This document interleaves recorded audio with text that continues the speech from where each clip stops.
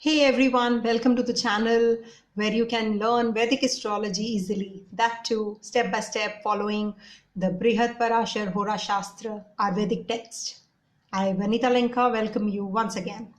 And in the series of Ascendant today, I am moving on to the Taurus rising, meaning thereby that when you were born, the sign rising from the eastern horizon at the time of your birth, which happens to be the sun's path 2, this particular sign of Taurus was rising.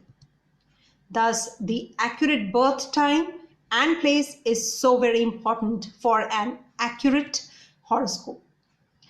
Now, the ascendant changes its degrees every few minutes. That's why even the twins can be of different nature from each other. The rising sign is very, very important as it's the image we project, the impression we make on others. It's more like a face than a mask, the real you, the true self. Now, the opposite sign of Taurus is the descendant sign being Scorpio.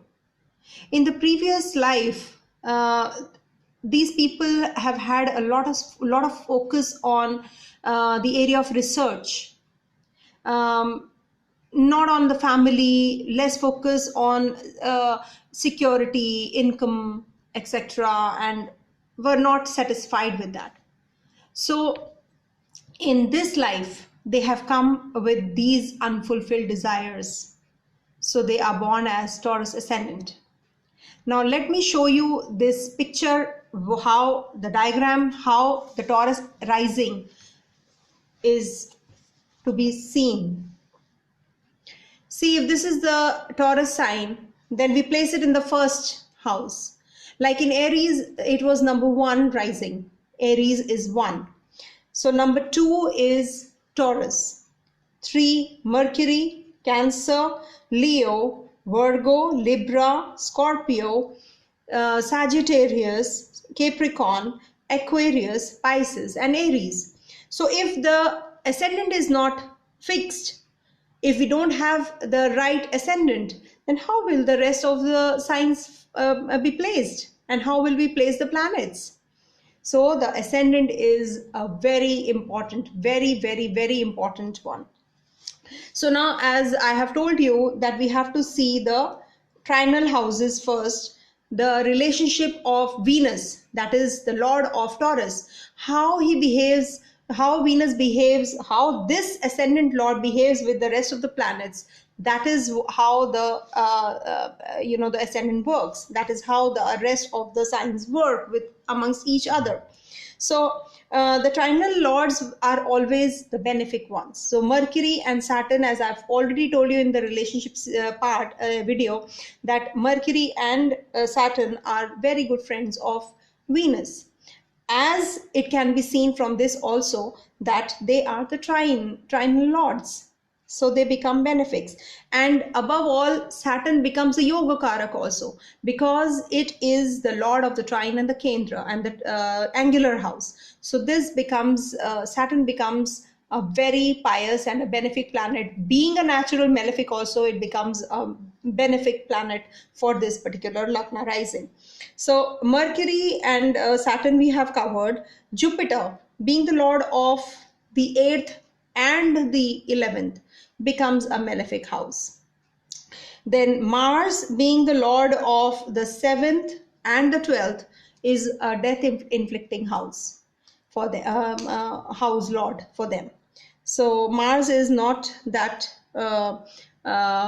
friendly with Venus. Then we come to the Mercury we have covered. Then Moon and Sun. Yes, Moon is the lord of the 3rd and Sun is the lord of the 4th. So Venus has less is okay with Moon and Sun, is not that very, is neutral, and so are these two with Venus also. That I will be explaining how it works, that the lordship and the planets, how they synchronize and work with each other.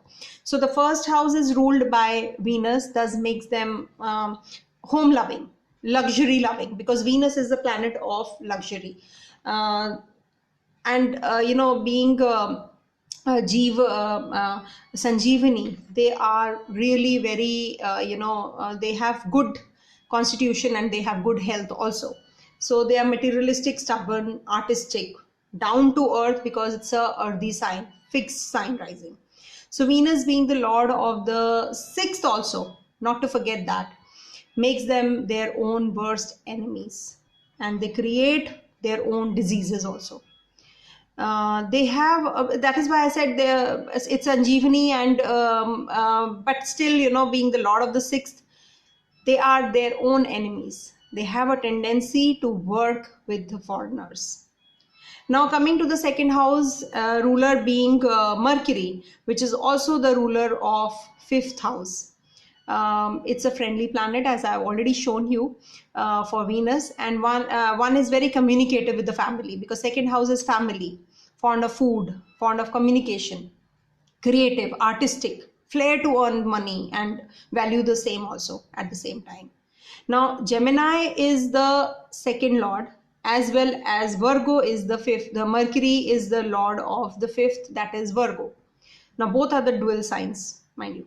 So, dual sign means gives them fluctuating income and causes a lot of frustration to these Lagna people.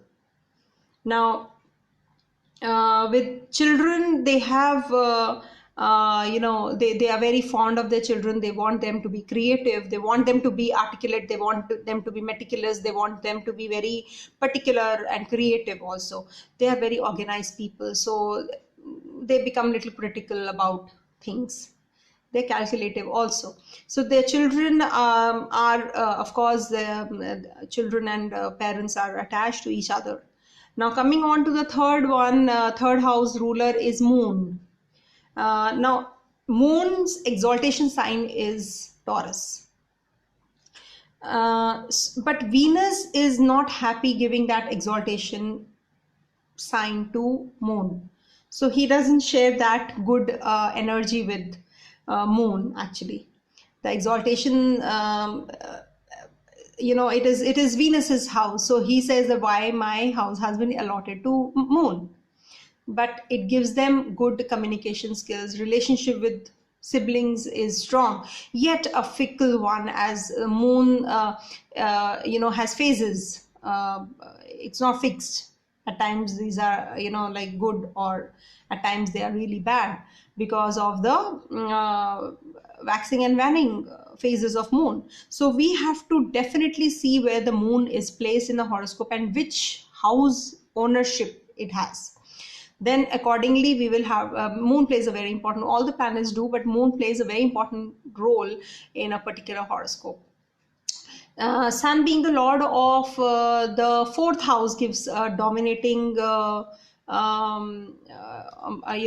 dominating or father like mother, because fourth house is mother. Sun being the lord of the fourth gives the tendency towards expansion through property and comforts. Sun and Venus do not get along well that much, so this makes them over possessive about their possessions. So that is something that is not positive for Venus ascendant people.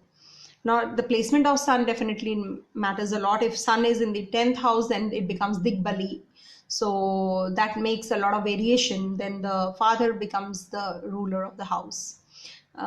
Then Mars, coming to Mars is the lord of the 7th and the 12th.